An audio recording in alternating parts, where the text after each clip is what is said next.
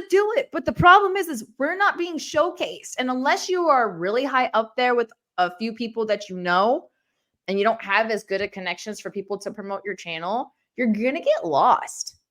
So not enough people are promoting it. They'd rather just promote what's already out there. Well, because horses are accessible, and usually horses have a lot of clout. You look at the girls that are being invited to these shows. All of them have over, I don't know, 100,000, thousands of people following them. So I get it.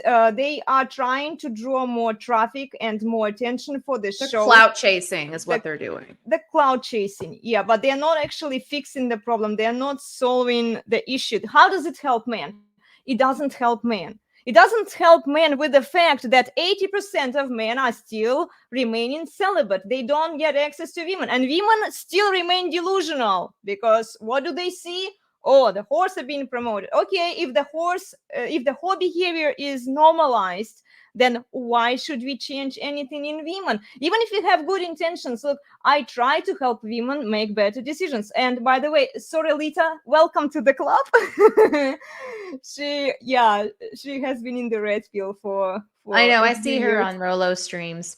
Good to have you, girl. Good to have you. Thank you so much for showing up. Yeah. Slooty Sloots? Slooty Sloots. I don't know what that is. Winners on the Are they sluts? Show. That's supposed to be. I think so, yeah. Sluts? A nice way to say it. I always just say floozies. Floozies, yeah. Yeah. I just call them whores. I know, and I like the way you say whores. So I'm like, you keep with that. I always call them floozies. I like floozies. You could say whores. I mean, it's true. It's just, I don't see how that men engaging in that kind of behavior, because again, like you had just said, that if they're going to keep promoting these women, it's like, well, then you can't complain. And it's true, then you can't complain if the women are not going to be able, women are not being shown that that there's a need and a desire for them to change.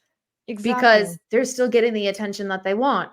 These people are still helping them build, they're helping them actually to make more money on social media. I know, I do agree that sometimes floozies are needed. I can understand that. I mean, I can, to a degree. I mean, I know that there are some guys, I've known some guys, growing up that were virgins for a very long time. And it's because they were also nervous to have sex for the very first time, because they're like, I don't want it to, like, I don't know what I'm doing, it's my first time, I don't want her to think I suck, and then she breaks up with me, and that's gonna like make me want to put a bullet in my head, like that kind of stuff. So I'm like, well, he's like, they consider like, oh, I'll just go to the ranch or something and then just have a prostitute help me out and figure it out. And I'm like, that's actually not a bad idea. Like, I personally didn't think it was a bad idea, but she was a professional.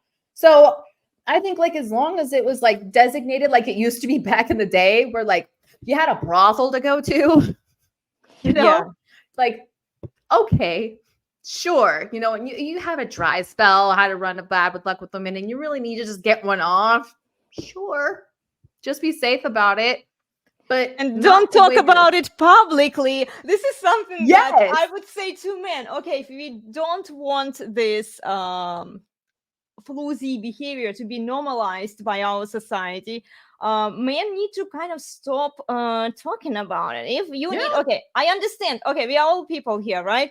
If your wife can't provide you sexual pleasure, go find one, but so that nobody knows about it. You can talk about it with your wife if she's okay with it. It's your business, okay? We don't need to know this, okay? This doesn't need to be public, and this is how it used to be done in our society before. So what changed? And I think you're 100% right. I was following you on Instagram. And by the way, guys, if you don't follow Coco yet, please subscribe to her YouTube channel. She's a fantastic content creator and a pleasure to work with. I love you, Coco. Follow her on Instagram. She shares very interesting stories there. And she recently shared how our society has changed. And it was about hormonal birth control. Women would be more mindful and more cautious with what men they choose to fuck with if we didn't have hormonal birth control. Or state assistance. No incentive, because then it was like, let's take out like state assistance too. Like, I only think that state assistance, it would obviously have to be very thoroughly proven that if it was a wife that was in a battered home and the husband did drugs or drinking or whatever, and he was very abusive, beat her and the kids, and there was, obviously like medical records to show that there was extensive abuse, sure. But there needs to be a time limit, being like, okay, now like you can do this for a year until you can get a job and get secure, but then after that, there's nothing after that. But the funny thing is I got some really good comments on that, and some men were actually saying like they don't actually think that would fix it's true that like, women might be more selective on who they sleep with, but it wouldn't fix their promiscuity. And I was like, I had to think about that. I'm like, that's actually a really good point, because you could not have sex with anyone, but you could still sell your sex online. So that's actually a really good point, because you don't need birth control for that. But you can still find a way to take advantage from men online and stealing their hard-earned money. You're right, because you're limiting the physical intercourse that could lead to potential STD or pregnancy by offering it online. But we've replaced the streets with social media. So what changed here is just the method has changed, but the means remain the same. And if prior, I agree with Glenn, these horses were stoned to death. Now we are celebrating them.